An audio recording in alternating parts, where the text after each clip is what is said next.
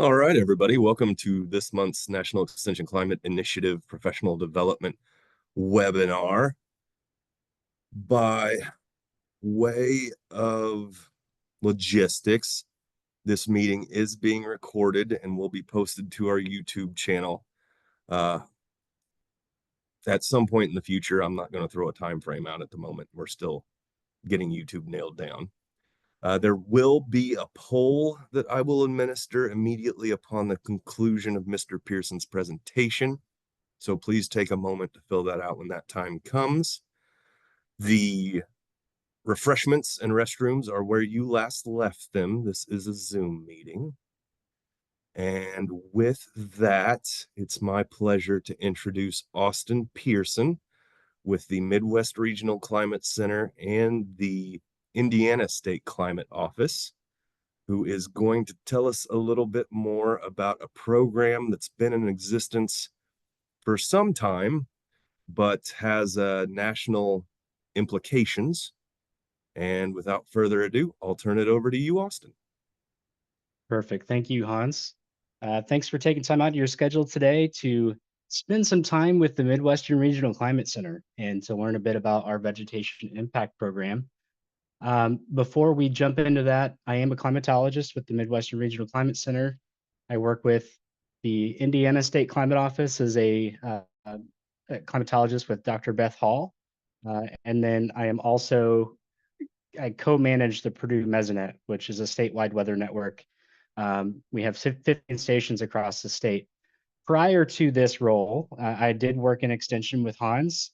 So I was an agriculture and natural resources extension educator in Tipton, Indiana, which is about 50 miles north of Indianapolis. And I participated in some of the programs that I am going to be discussing with you all this afternoon. So let's go ahead and hop into this. If you're not familiar with the Midwestern Regional Climate Center, we are part of the Regional Climate Centers program that's through the National Centers for Environmental Information. It's a branch of NOAA. And so there are 6 different regions across the United States, and we happen to be located in West Lafayette, Indiana, at Purdue University. Prior to the center being located at Purdue, it was located at the University of Illinois Champaign. And so it recently jumped over, I think, in 2021. And I joined the center in 2022 as a service and outreach climatologist and kind of do several different things, manage website and do a lot of other tasks within the Regional Climate Center. But ultimately, we provide high quality climate data, tools, interactive maps, and customized services for the Midwest and across the entire nation. So we have tools that help you make decisions. And so a lot of what we focus on are agricultural decisions. And one of the things that we do with that would be the Vegetation Impact Program at the center. Before we jump into that, though, I did want to talk a bit about some of the tools and resources that we have. We have data and resources for folks that would be considered casual users. So if you want to know what the weather was on your birthday, so the day you were born, we have a tool for that, and you can get a certificate for that. And then we also have tools that are for more sophisticated users, primarily looking at data access, raw data access yourself through our Climate system. It's an online data portal. You can do threshold searches, stuff like that. We also have general informative tools, just like the Midwest Climate Watch, where you can go and get time series or maps of weather data for short-term and longer-term data. And then we also have decision-specific tools, and we'll talk about some of those here later in the presentation. But one of those would be the corn growing degree day tool, where planters, the farmers can go out, put their plant date within that tool, and then they can look at the growing degree day trends and when their crops would be matured and ready for harvest. We do have data for historical, current, and forecast time periods at the center.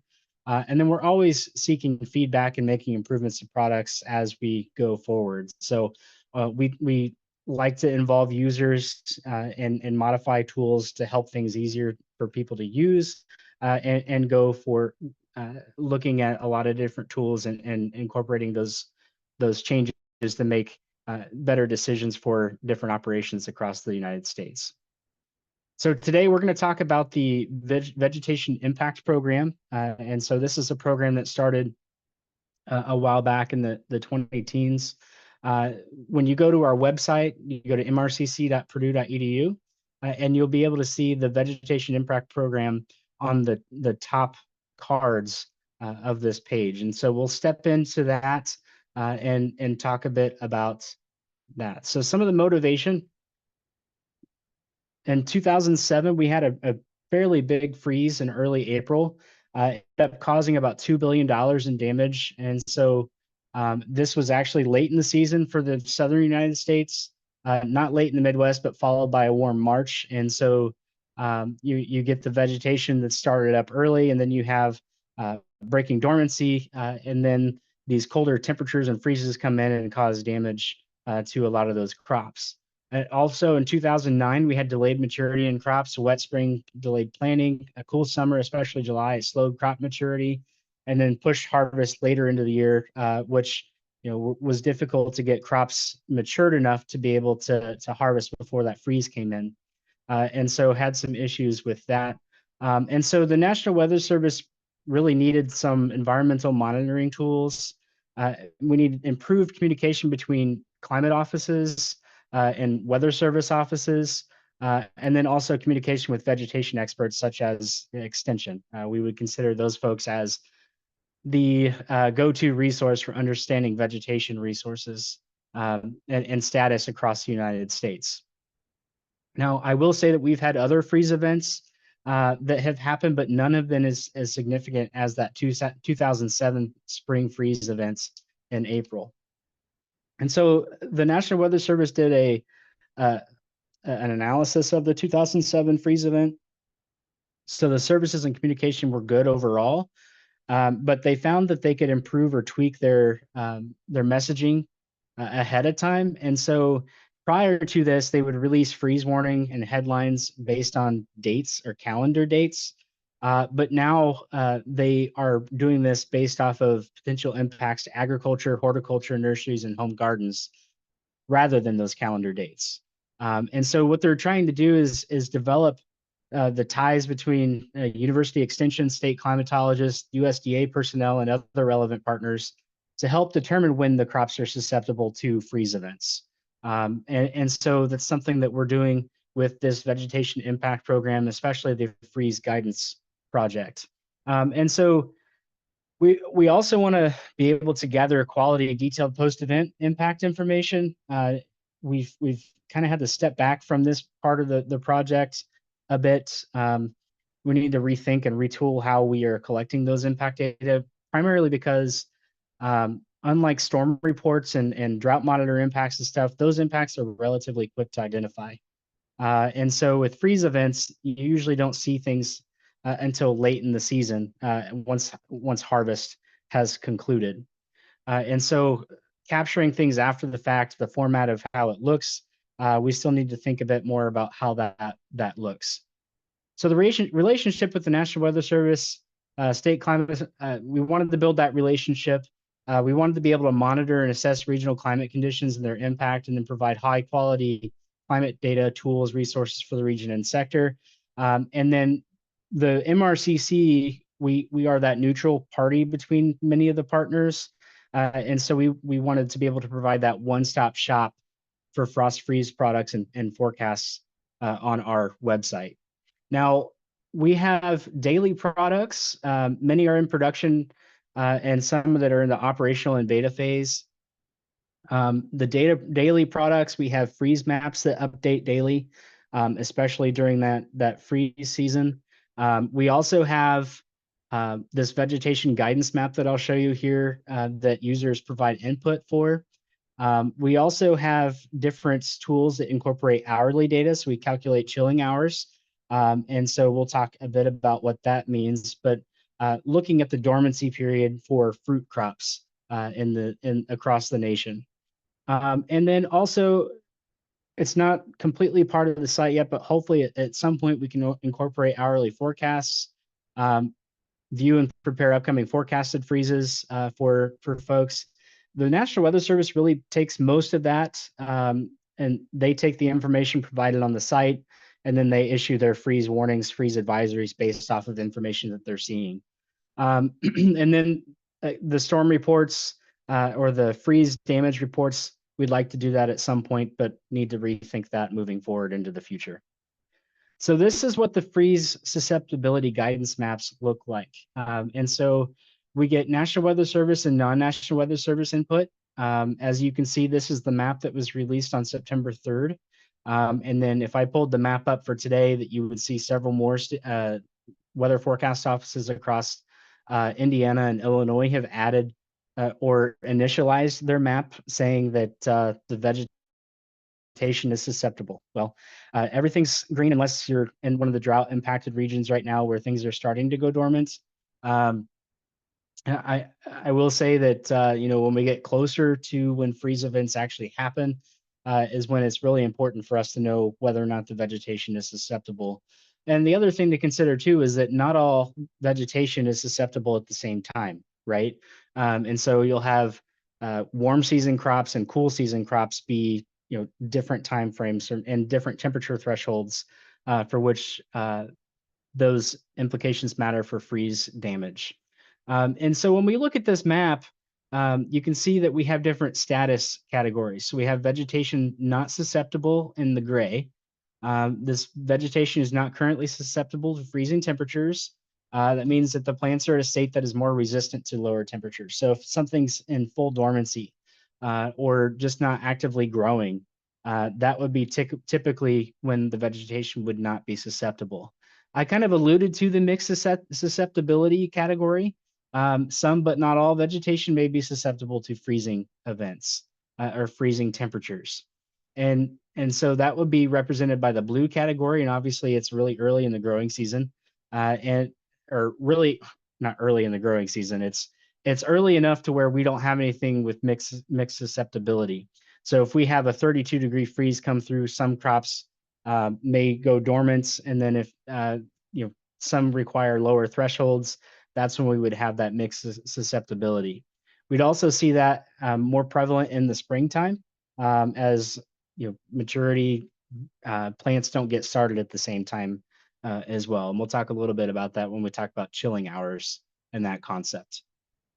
And when vegetation is susceptible is when things are green, actively growing, buds are breaking, stuff like that for that particular map. And so when we have these users submit whether or not the vegetation within their area fits one of these categories, that sends out an email notification. And so you'll get an email notification to all the freeze guidance participants within the area that you are located.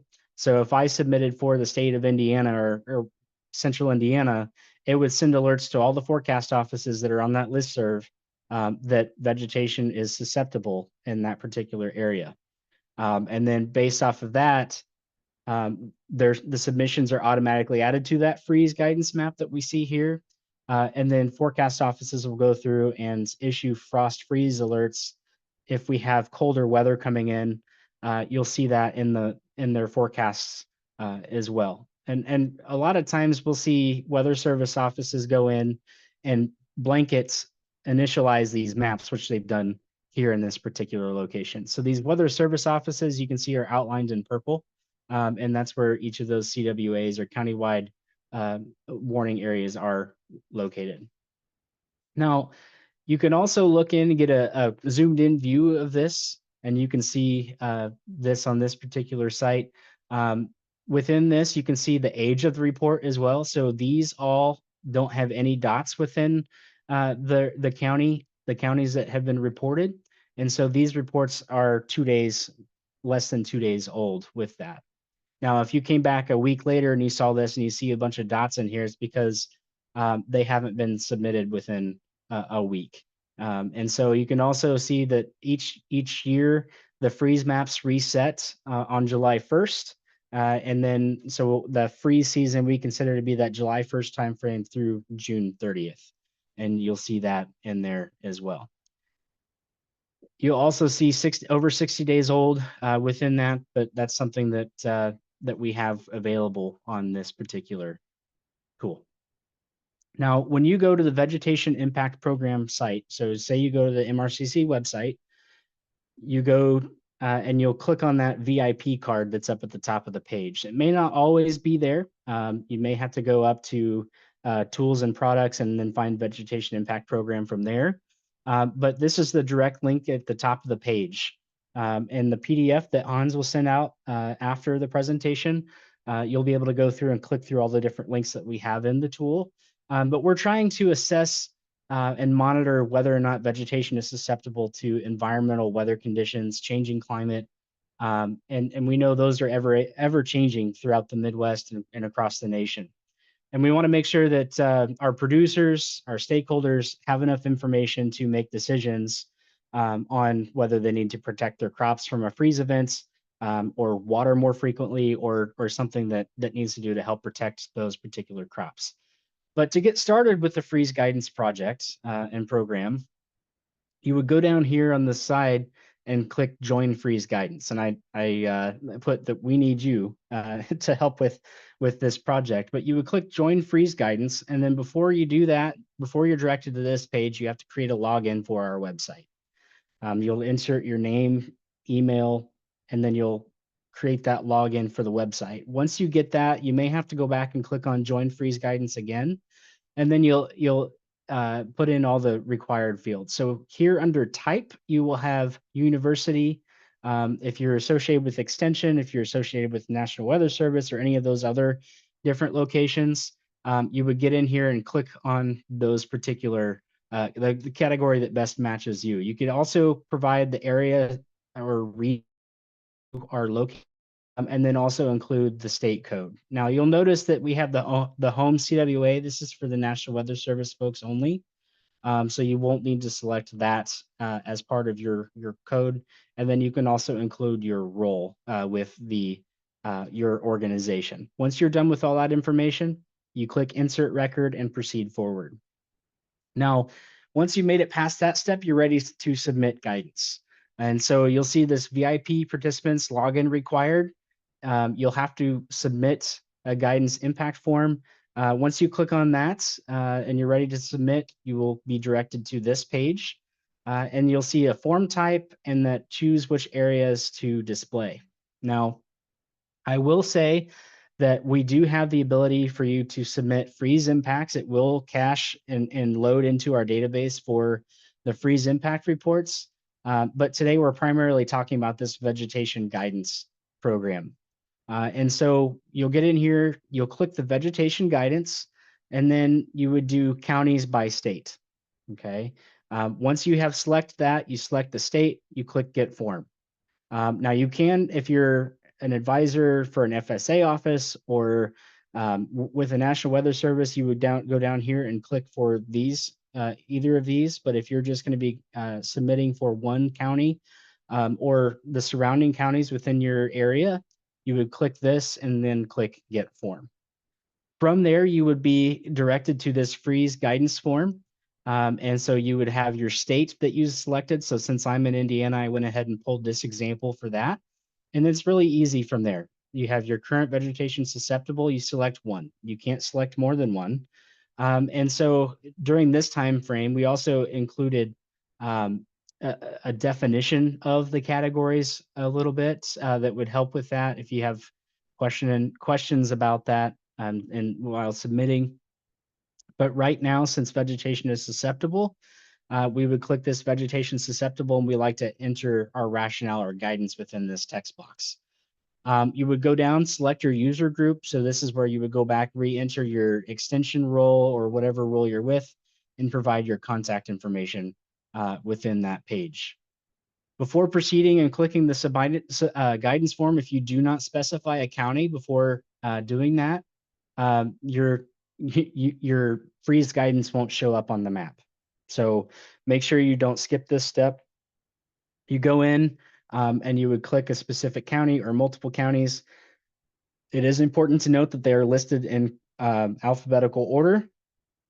We do have an interactive map that if you click on this map, it would pull open the GIS interface and you could click the counties on that GIS interface for that. I went to check on this yesterday.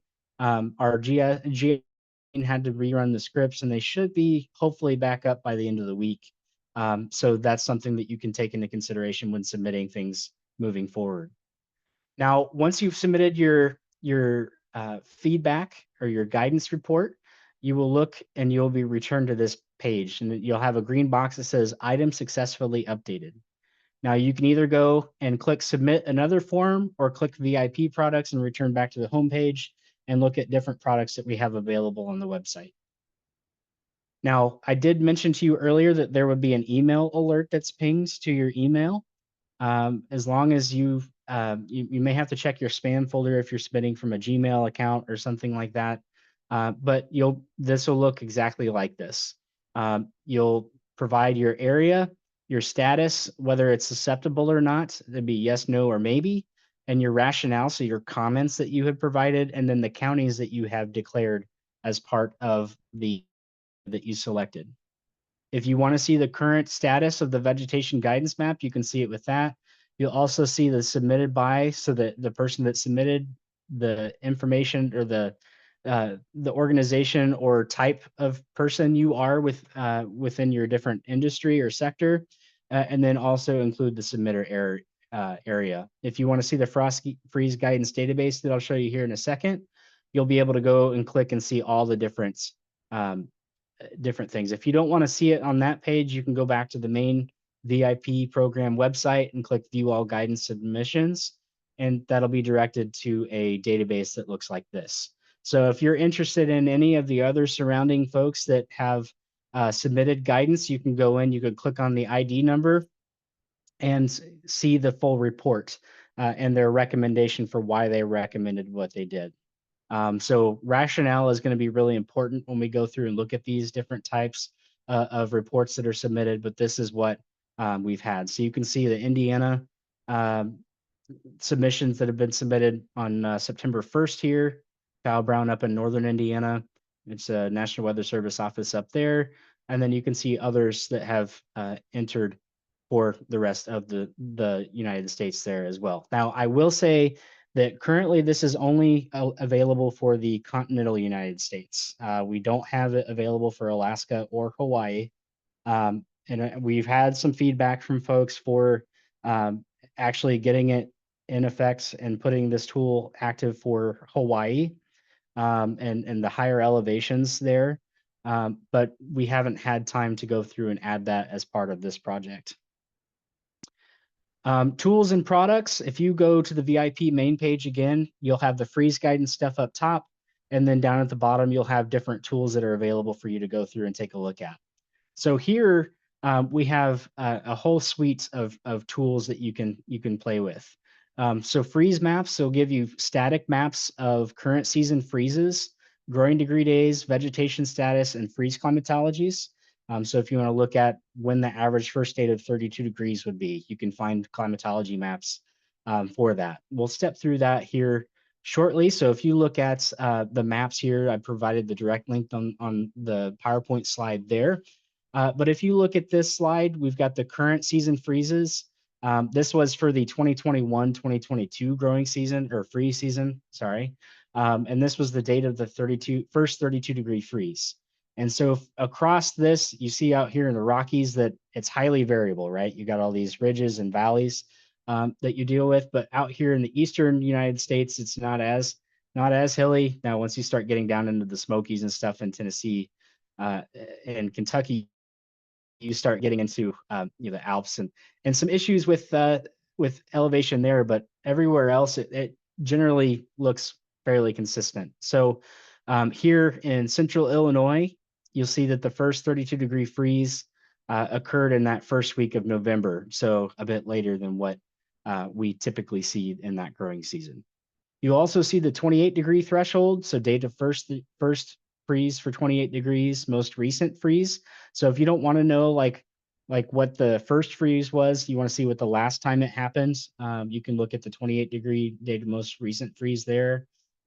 You can also look at days since most recent freeze. You can look at over the past 14 days, how many days were less than 28 degrees Fahrenheit. You can do this for the 32 degree threshold as well. If you're concerned about how things looked over the entire winter. You can also look at the lowest minimum temperature the first half of the winter, so 10 degrees to 50 degrees, and pull that map up. So if you're worried about, certain plant species and whether or not they're going to survive, you can look at some of those lower thresholds. Plant hardiness zones are also based off of the extreme minimum temperature over 30-year period records. So you can look at those and see how these minimum temperatures have compared to plant hardiness zone maps. But that's something that you can look at on your own. So you'll be able to select all these over there. You've got growing degree days there. You can also see the vegetation status. You click on that. That's the freeze guidance map that we've been talking about. And then that 28-degree freeze climatologies, 32-degree freeze climatologies. You can get the first fall and last spring freeze maps. And so these are based on the climatological years of 1990 to 2020, or 1991 to 2020. And so that 30-year record, you can look at the earliest, the early first, median, late, and latest frosts and freeze events across the continental United States. Another thing that we have is we have a freeze probabilities tool that you can look at. So you look at the likelihood of temperature dropping to freezing or below freezing. And so you look at this is what this would be. You go to this box up here in the left corner, you look at the chance of a 32-degree freeze on October 31st. So you can select the date, you can select the threshold or a different quantifier here. You can change the temperature threshold for this. And this looks at all the records that we have for that particular station and quantifies the odds of a freeze event happening at that station. So the odds or chance of a freeze event happening on October 31st in Marshalltown, Iowa, on October 31st is about 46.7%. Okay, so just slightly less than 50%. If a freeze happening before October 31st, you have a greater than 99% chance of a minimum temperature at 32 degrees, and even less at 28 degrees Fahrenheit. You can see that from there. And so that's something that you can see for these particular maps. We do have about freeze probabilities page. So if you have questions about that, you can go look at that page for more information. One of our newer tools that we have is called the freeze date tool. So you can access climatologies of freezing temperatures across the central and northeastern United States. So if you click onto this page, you can go get county level grid data from 1950 to 2023. 2024 data will be in shortly. You typically after this freeze events happen this fall. But you can get first fall freeze, last spring freeze, growing season length, the average early, late, earliest, latest, and the linear trends of each of these. So when you go to the tool, you'll default this. You'll see the first fall freeze date map, and you can select the statistic that you would like to see from that. So if you want to see the average first fall freeze of 32 degrees, you can click on a county and get that for a particular site. You can customize your freeze thresholds as well. So ranging from 20 degrees to 40 degrees Fahrenheit. And you can look at that for those particular particular thresholds. You can also look at different regional maps, and then if you want to zoom into a chart, a time series chart or local charts, we have that available for you as well. And so here, looking at this site, this initial site, the first fall freeze date map, you click on Iron County, Michigan, and then you have an average first fall freeze of 32 degrees Fahrenheit on September 14th. You can click this drop down right here and get earliest ever recorded, and you can see when the earliest freeze ever recorded on that particular tool and that location. You can also get first fall freeze trend map, last spring freeze maps, stuff like that. We'll show you the trend maps here in a second. So this is the trend in last spring 32 degrees freeze dates. And so you can see here that most fall freezes are actually getting later in the year. And you can see that with this. You see some areas that are actually looking like they're getting earlier in the year, but when you go back and sort for non-significant trends, this filter allows you to show significant trends only.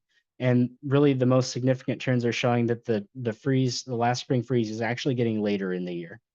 So you can go and look at that for that particular product with that as well. If you want to look at time series for different temperature thresholds, you can get this freeze date trends, and it plots the dates of the freeze here on the left, and then your year. So you see all the year to date period of record freeze events, and then you can plot trend lines with the 95th confidence interval. And so you'll get a curved line here where this will be closest to the mean here. The trend lines would be, this is ultimately just showing us the range in which the trend line would be, the true trend line could be, or the trend could be associated with that particular plot. And so when you see this, the last or first fall freeze dates are actually getting later in the year, and the trends are showing that with this for pretty much all the different thresholds. You can show that for the spring freeze, last spring freeze dates, and you'll see that the trend is going upward, showing the increase or earlier last fall freeze or earlier spring freeze within that. If you want to look at growing season, um, you can also look at the growing season trends. So your average start date for a particular temperature threshold, so say 32 degrees here. Your average start date is April 29th in Benton County, Ohio. An average end date would be October 12th. And then the events where you had the longest growing season lengths would be a darker green. You can see that on this map. But the trend lines are also plotted for the average start date and the average end date for that 32-degree threshold. And so as you see them getting further apart, that trend is showing you that the growing seasons are getting longer. But there is some variability with that. And so don't go changing your crop plants and varieties just yet. So that's something that we're seeing with that product. You also get end of season freeze summaries. You can go back and see maps of date of last 32-degree freeze. And you've got first 32, 28-degree, lowest minimum temperature, lowest minimum temperature. And then we've also got maps available for you back to the 1980, 1981 growing season or freezing season there. So something that we just recently improved on our site and able to get data back to the 1980s. The other thing that we have is the custom chilling hours tool. I alluded to this earlier, and so these certain fruits and nut producing perennial plants require chilling periods. And so it's just a rest period where the crops are in dormancy. And the temperatures are cool but not frigid. So we like to consider that from anywhere from the low 30s to the mid 40s. So if you have too few chilling hours accumulate, you could have poor bud development, delayed growth, and also delayed maturity and delayed breaking dormancy. If you have too quickly, you could have buds that are at risk of early dormancy or break, which puts them at risk of a freeze events and something like that. You could see frost damage and yield losses later in the season. And if there's too much temperature fluctuation, you can see erratic blooms, yield loss, and reduced fruit quality throughout by the end of the growing season. So we have a product now that you can track chilling hours at the Midwestern Regional Climate Center. This was a partnership with the Midwest Climate Hubs, which is through the U.S. Department of Agriculture. And you can select different states across the Midwest. You can select your lower temperature bound, your upper temperature bound for different crops if you're interested. And you can also select the start and end date. Most start dates, we suggest to do July 1st, and we reset the product on June 30th of the following year. So you can see for January 1st of 2024 through February 20th, 2024, we had chilling hour accumulation of 534 units. And we're going to be working to create departure maps and also time series of these particular stations moving forward into the future. We also have static maps that are on our website. So if you want to see just a map of the United States with these particular maps, you could go see this and see the chilling hours departures for those particular locations. So this year we were well above normal in Indiana, and many crops broke dormancy early. So we had earlier foliage in the spring one of those things that we had. And I know Illinois had some issues with the peach crop as some of the peaches were taken out as a result of a late or a normal freeze, but because we were ahead phenologically, we had some issues with damage on that particular crop. We also have other products. So Keachbauer Drought Index looks at fire hazards.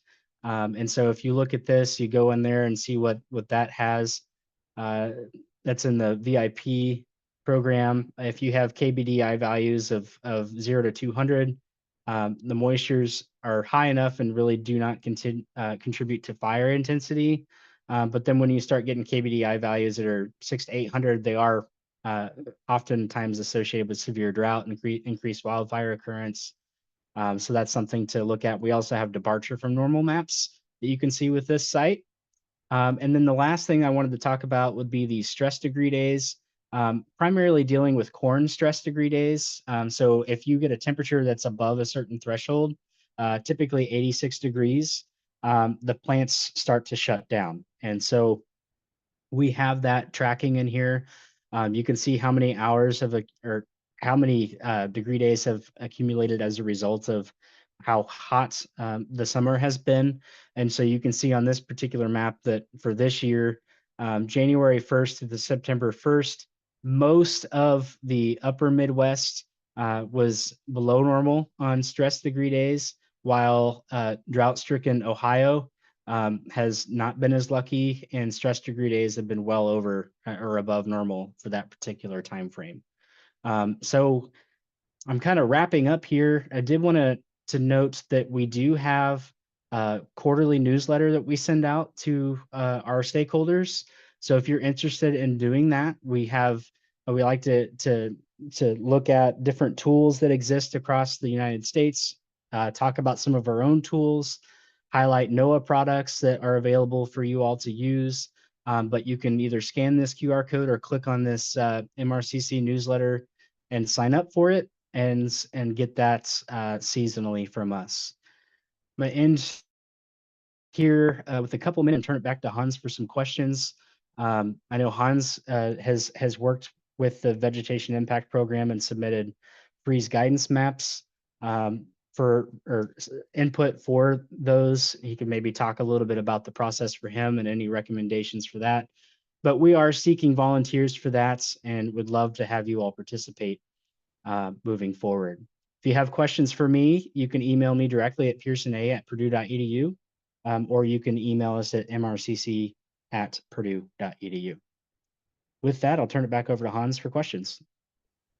Okay, Austin, we do have a comment I'd like to highlight in the chat that some of those products they would like to see expanded to other regions of the United States. And yeah, it was Scott Larson was on from Hawaii, but he left, and I'm sure he would reiterate that the one particular tool and would love to have a Hawaiian outlet as well. So Yeah, I agree with that. It'd be excellent to be able to incorporate that. It takes time, but it also takes money to do that. It's very difficult to allocate time for different projects, especially if we don't have any funding to help with the project.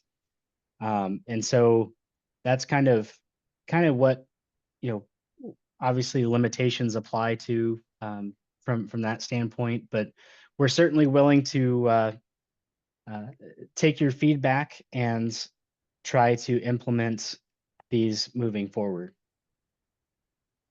okay, the poll is open. If you get a chance to fill it out. Um, do we have any other questions? I don't see anything in the chat. And this is a group that raises hands if they happen to want to speak. And David K has turned his camera on and unmuted himself. So maybe David's got a question. Yeah, it would be helpful to me to understand, and you partly just answered already a version of this question about with your response about having the money available, but so could you help me understand better about sort of what's why aren't there state level versions of what you're doing, and why are there different regional ones constituted the way they are, as opposed to some of this work seems like it could and even does happen nationally. You know, some of the data you're saying, it looks like, hey, that's going to be data that's available everywhere. You're going to produce that, and all the regional centers could use it. And some other ones seem like, whoa, you know, you really need to have really pretty fine grained detail about what's happening on the ground for that information. So anyway, if you can just kind of give me an overview, Yeah. the logic of the regions basically is what I'm asking about. Yeah, so defining of the regions, especially at the regional climate center, if you look at all the different entities, they're broken up into different regions, right? And some of the regions don't match with that. So if you look at the climate adaptation science centers, they don't match with what the Midwestern Regional Climate Center's maps or the region in specific would be. So organizationally, it's all different from that. But as far as products that we provide, our primarily focus area is the Midwest, so the 9-state region that you see on this particular logo here. Now, you'll notice that a lot of the products that we provided, we like to expand them up into the North Central region, and that deals a bit with bringing up with what the National Weather Service North Central region headquarters, what their maps are. So that's partly what that does, what we do with that. I certainly agree with you that having state-based or more national products where you could drill into that too. But certainly there's some computational limitations with that as well, with the amount of data that goes into these products behind the scenes. That's something that can slow down the ability to use different tools, and really limit the user experience with that. I'm a big proponent of, you know, combining and providing resources from a national standpoint, but with that ability to be able to drill in locally. Um, but again, you know, we're funded to do the 9-state region, and not necessarily for the entire continental United States, which makes it difficult to do that. I don't really have a great answer to your question, but that's the best that I could come up with. Well, it's pretty easy to understand one. Yeah. Yeah. Could you actually, if I could just follow up, because I'm not seeing other hands yet. So you probably said this before I joined, but could you just remind us about the funding, you know, the funding sources you have, and whether you also, you know, how much of it is kind of set products that you're kind of mission driven to do versus, hey, you know, there's somebody who needs something and is willing to pay for it, and we could do that, so we'll do it. Right. Yeah. So there are times where, we get one-off projects based off of grant funds, or we have a center that sends us money to create a product that would help benefit mutual stakeholders. That's something that we do. We do have base funding that comes through the National Extension, or not National Extension, the National Centers for Environmental Information, which is a branch within NOAA. So we're allocated certain contract-based funds every year where we have, to pay for people to provide climate services within the region, and so maintain website, keep the lights on, make sure products are working and moving forward. Now, we do occasionally receive additional work requests through the National Centers for Environmental Information, with allocated funds for special projects, whether that would be tool updates and stuff like that, that would allow us to budget time to work on specific products. But a lot of our time goes to maintaining products that we have within our site.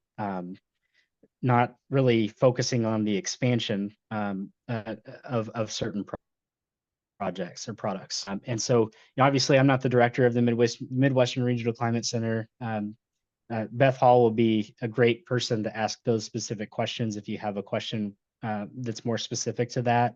Melissa Widhelm, who our associate director, would also be another good person to contact, which I'm the pinch hitter today. She was supposed to be on here and would have done a much better job, uh, at least with that portion of answering that question. So, I did think you did a pretty good job, so she well, must be thank you. amazing. Yeah, she is amazing. I will say that. Thank you for your questions, David. I'd be happy to follow up offline if you have any more specific questions. Well, without seeing anything else, I think it would be perfectly acceptable to end a little bit early today. I've got So, one more then. all right, all I don't right. want to let you leave that, get off that easily. Um, so, you're kind of, from what I could see, you focused in on one set of tools that you guys do. Yeah. Very, very interesting set and so could you, and again, I might have missed this, but did you have like just a broad categorically about kind of what the other areas like I'm particularly interested, as if it's NOAA, how much what you were talking about was very important for agriculture and agricultural enterprises. Do you do things that urban people should be looking at this site for it? So, that kind of the sense of scope, in other words, is what I'm trying to get at. Yeah. So I'm actually going to pause my screen share and pull up our website here real quick and show you the plethora of resources that we have available for various industries and sectors. And so you go to our website. Um, I will preface this with a lot of our products are geared toward agriculture and water resources. If you go up here to tools and you go down to special topics, we have different monitoring dashboards for the different sectors. So if you want to see something for urban climate, we have information for heating and cooling degree days, which is very important for the heating, for the energy sector. We also have air quality monitoring for that direct to other sources, extreme heat, precipitation frequencies that county planners um, that look at for and county engineers look at for water use and also stormwater drainage and thinking about that. We've got temperature static maps that are available, precipitation maps, and then also a climate for cities project that are helping cities in a changing climate. So that's some resources that are available from that. You go over here and you click all of our tools that we have available. We have ag climate tools that are going to be expanded out. We got a grant that we'll be working with United Soybean Board on to build that out a bit more. We got have several different climatologies. One of the things we get picked up on a lot by national media is the accumulated winter season severity index. And so just how just how bad was a previous snow season or how is the current season going? And so if you look at the 2024 season, we had a really mild winter across most of the Midwest and upper Midwest. And we do have Alaska on this map. So we do have one outside of our domain. But looking at this, we do have some stations that had record mild winters that gets picked up a lot in the media from folks. Going back, we've got other products on the sites. The tornado tracks tool is a big one. Going back and seeing all the different tornado tracks for particular sites across the United States. Those are some things that are on there. But another thing that users come to for us, if they want raw climate data, they can go in here and climate, get daily observations, hourly observations. And we've even got wind roses where you can plot the frequency distribution of where winds come from and the magnitude of the wind direction. And we have a client that's up in Minnesota that uses these windrose tools for search and rescue operations. Using dogs to track down scents and stuff like that, using the wind direction, all that stuff to help identify and find lost persons and stuff like that. And the Department of Environmental Management could also use products from our sites. for spill accidents and hazard mitigation, stuff like that. So there's a lot of different things that we have at the Midwestern Regional Climate Center. If you're also interested, we release monthly climate summaries. We also have weekly climate summaries that we write for the entire region, but not every climate center does the same thing. So each of them have different climate services. Um, but these are kind of what we do within our jurisdiction. So Thank you. That was helpful for me to get a better understanding. Very good. thank you. All right. Well, I have an engagement and a bus full of students is going to drive by at any point in time. So let's go ahead and call it a day. Thank you, Austin, for your time today. Thank you, David, and others for your questions along the way. And we'll hope to see everyone next month. Thanks, Hans. Thank you.